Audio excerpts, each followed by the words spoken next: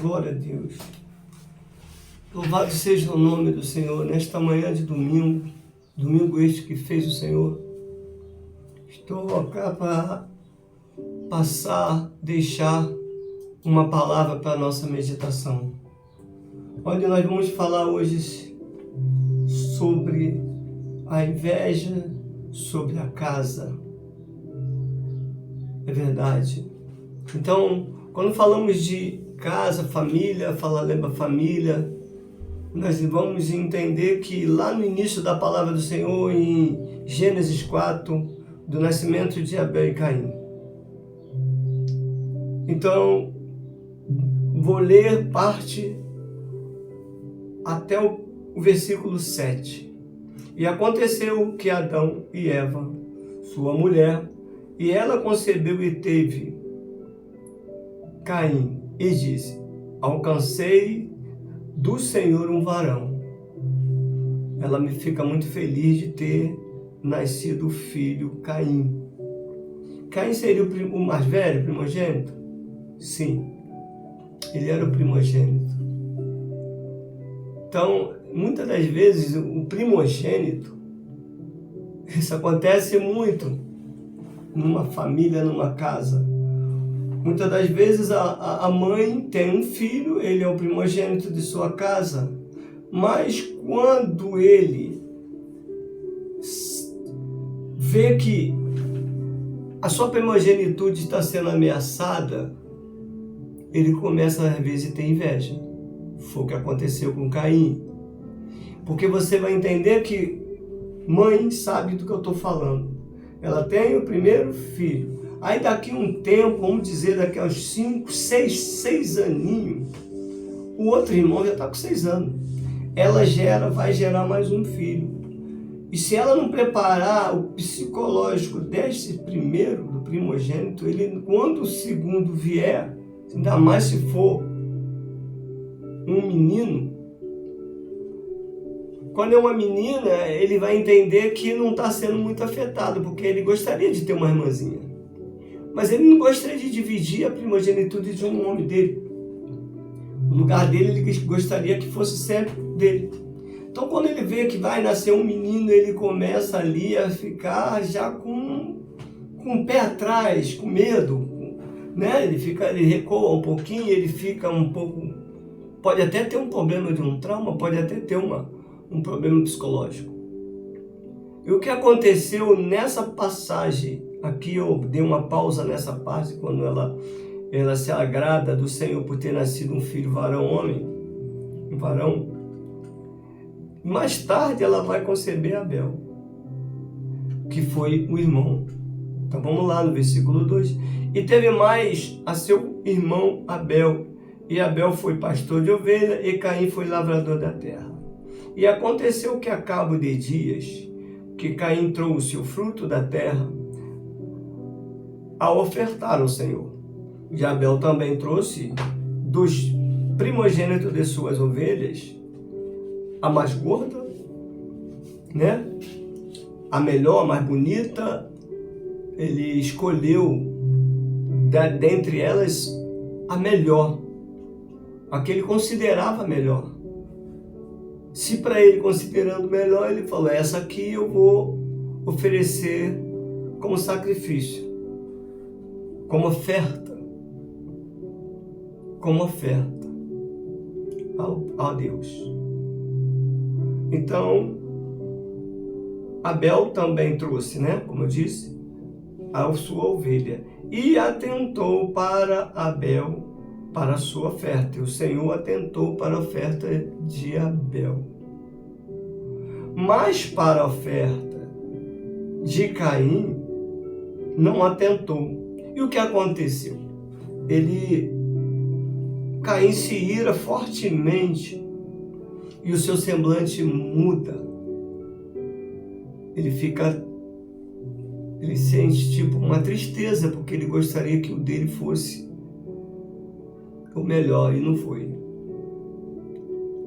Então é como eu falei sobre dentro de uma casa, dentro de uma igreja, dentro de uma coletividade, dentro de um trabalho, dentro de uma empresa, dentro de uma família. vai haver aquele que teve ali, que é o primeiro, que estava lá antes de você chegar. E se você chega e você querer apresentar, oferecer o seu de melhor, o que já se encontrava lá, também já teve uma época que ofereceu o seu de melhor. Só que o tempo passa, alguém chega e vai querer também dar o seu de melhor. Mas aí o outro já começa com inveja. E com essa inveja, ele está agindo como Caim. Por que ele está agindo como Caim? Porque Caim mata Abel, né? Por inveja. E o irmão mata o ministério do outro irmão com a língua, com a fofoca, com a inveja, falando mal, agindo pelas costas contra o irmão, criticando, fazendo com que o seu irmão seja, assim, vamos dizer, pelos demais, fica queimado, né? No sentido figurado, né? Queimando a personalidade daquele irmão. Isso eu estou falando em termos de ministério. Mas em casa, na família a gente vê que diante de alguns irmãos tem aquele que é o mais carinhoso, o mais próximo, e tem aquele que é mais afastado. E aquele irmão pega e por ele ser mais afastado, o outro sendo mais próximo, ele percebe que o mais próximo recebe mais atenção, mais carinho. E o outro já não, porque ele mesmo procura isso, se afastando, ficando de lado. Ele se acha que está de lado. O pai, ele ama os dois, a mãe, ele ama os dois.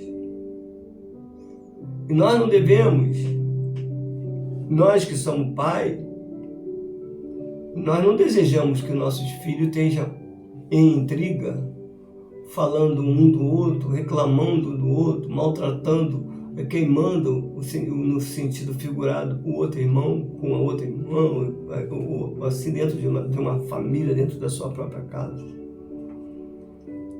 É muito importante que a gente entenda isso. Eu vou agora ver já no livro de Hebreus, capítulo 11, versículo 4, para continuar sobre esse assunto. Pela fé, Abel ofereceu a Deus o maior sacrifício do que o de Caim.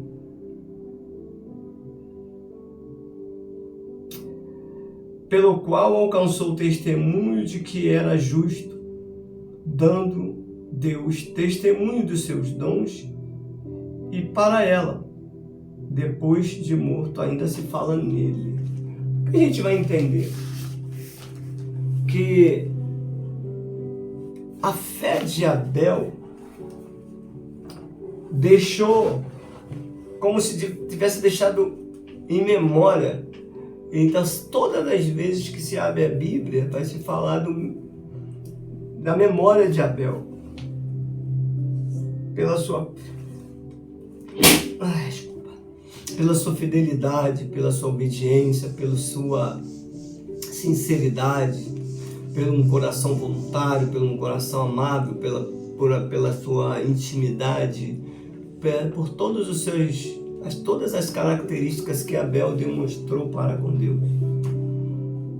E com isso ficou a lembrança, ficou em memória, todas as vezes que fala de fé, fala de Abel.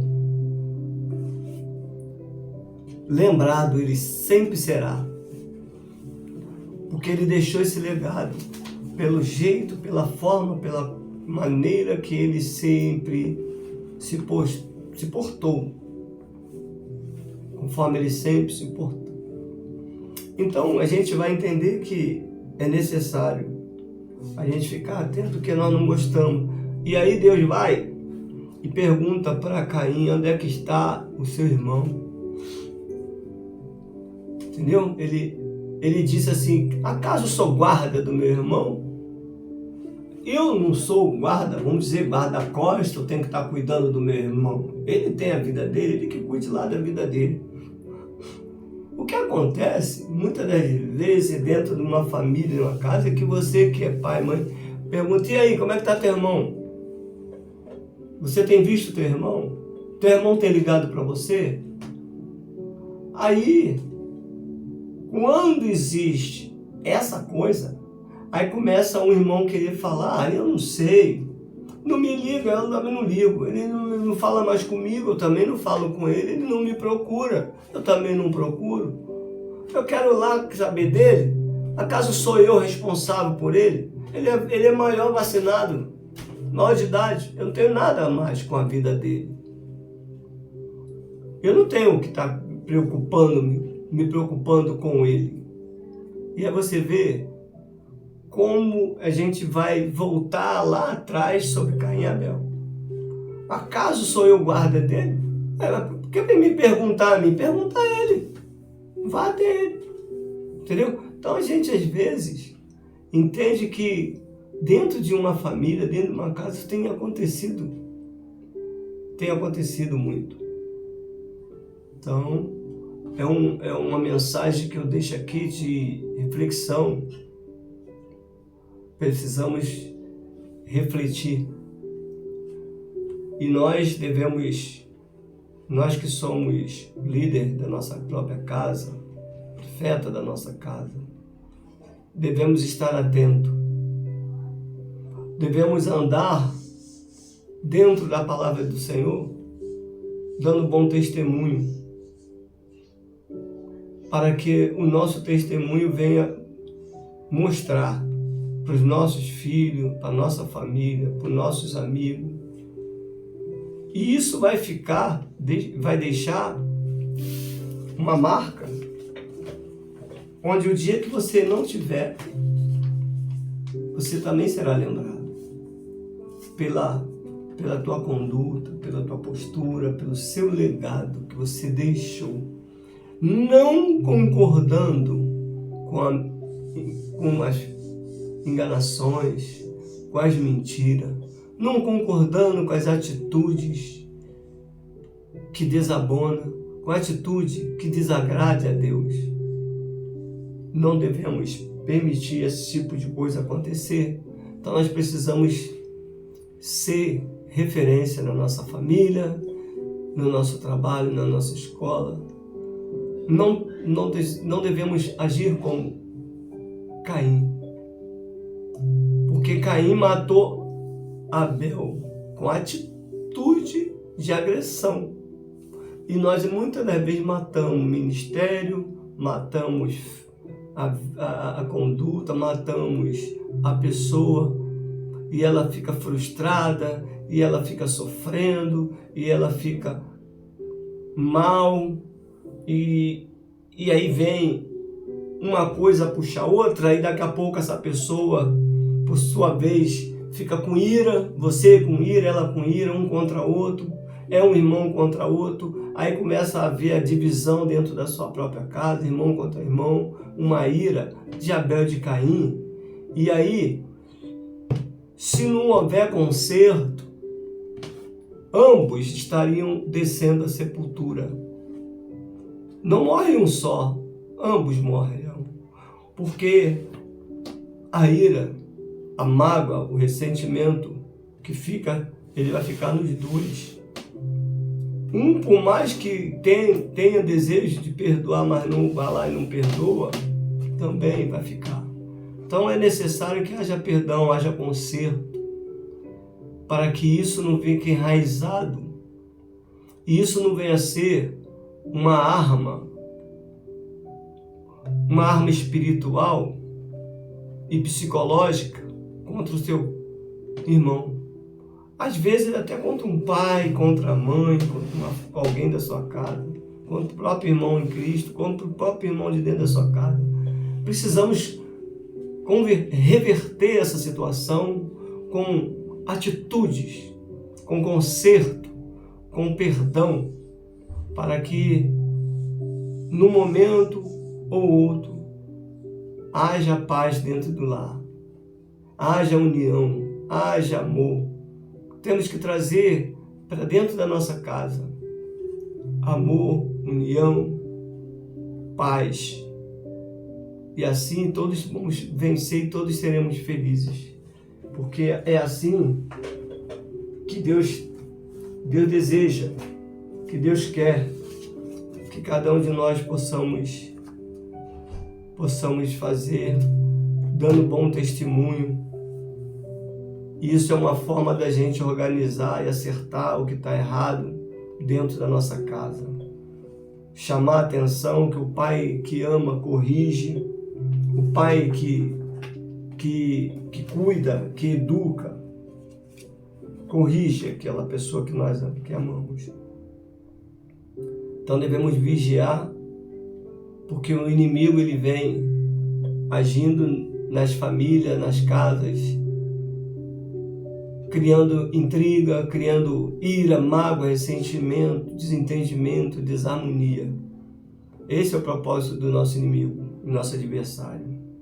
Não devemos dar ouvido às palavras que nos levam a nos afastar do propósito de Cristo. Não devemos dar ouvido a essas palavras negativas.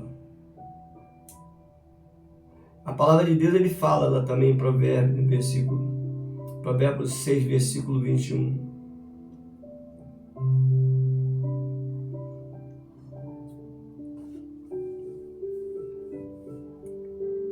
Não devemos ser atraídos por estranhas. Não se juntar, não se abraçar no peito de estranhos. Porque os olhos do Senhor estão por toda parte. Não devemos deixar essa coisa acontecer se juntando com as má fábulas, com as má conversações, com as má companhia, para não sermos contaminados e isso ficar dentro de nós, criando raízes de amargura, fazendo com que a gente fique mal com nossos irmãos. Devemos ser humildes o suficiente de pedir perdão, de consertar. E se porventura alguém abrir a boca para falar mal do seu irmão, você repreende. Você faz ele lembrar que enquanto ele aponta para o seu irmão um dedo, nós estamos apontando um dedo para cima e 3 dedos para nós mesmos. Você pode observar. Quando você aponta o seu irmão, você condena o seu irmão, você mata o seu irmão com palavras, você maltrata o seu irmão, você está apontando para Cristo, negando a fé. Aí você não vive a fé de Abel. E a ti mesmo você condena com 3 acusações, 1 contra 3. Então devemos meditar nisso, pensar muito nisso.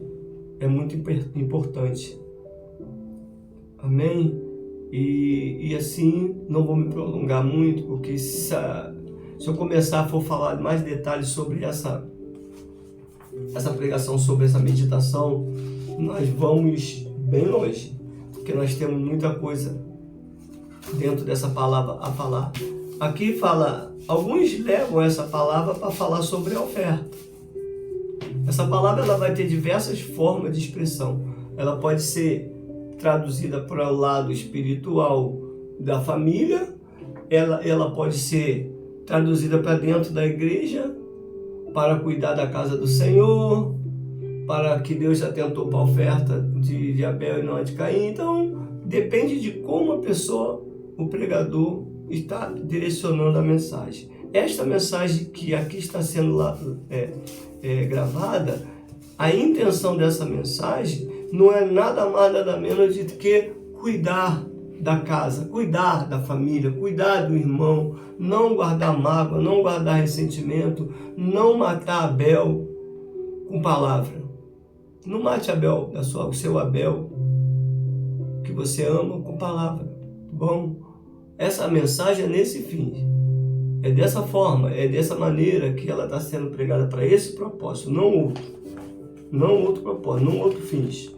Esse é o que eu quero deixar para mim e para você. Antes dessa palavra chegar ao teu coração, eu meditei, eu pensei aqui no Senhor, falei, Senhor, a gente vive tantas desilusões. Eu também vivo. Eu não sou melhor do que você. Também vivo. Mas o que adianta? Eu tenho que falar. A palavra que o Senhor falou no meu coração, tem que falar. Ela vai doer em mim? Vai doer, mas ela não é minha. Porque se ela fosse só minha, eu não passava para você. Eu não levava ela para você. Porque se Deus está falando comigo, é só para mim. Então, não. Porque muitas das vezes o que é para mim também é para você. O que está para me repreender, que o Pai que ama, corrige, o Deus tem corrigido as situações, é porque eu já vivi, é porque eu já passei, ou que eu esteja passando. Mas isso não importa. Importa que ela vai ter que ser falada, ela vai ter que ser exortada, de onde ela chegar, a quem ela alcançar. A quem ela alcançar, ela vai ter que chegar para abençoar uma vida. Para ela pensar, poxa, peraí, eu tenho filhos, minha casa está desorganizada, eu preciso mudar a história disso aí, eu sou o profeta da minha casa, eu vou conversar com esse filho, vou conversar com essa filha, vou conversar com o meu irmão em Cristo, vou trazer um conserto naquilo que está destruído, vamos consertar, vamos corrigir enquanto nós temos tempo para isso, porque Jesus está voltando, e se Jesus voltar e você não tiver feito um conserto, como estará a sua vida? E aí? E na tua casa, como estará a tua casa? Em ruína? Como estará a sua família? Destruída? Irmão contra irmão? E é isso. Vamos meditar nisso, irmão. Vamos pensar. Vamos colocar em ação a nossa fé, em ação. E vamos viver. E vamos glorificar assim o nome do Senhor. Amém? Louvado seja o nome do Senhor. Que o nosso Deus Todo-Poderoso, Ele possa neste dia ter alcançado o teu coração. Não falo de mim mesmo, como disse, essa palavra não é minha, ela também serve para mim, mas que ela alcance o teu coração e você seja ricamente abençoado e que haja conserto na tua casa e na tua família, em nome de Jesus. Aleluia.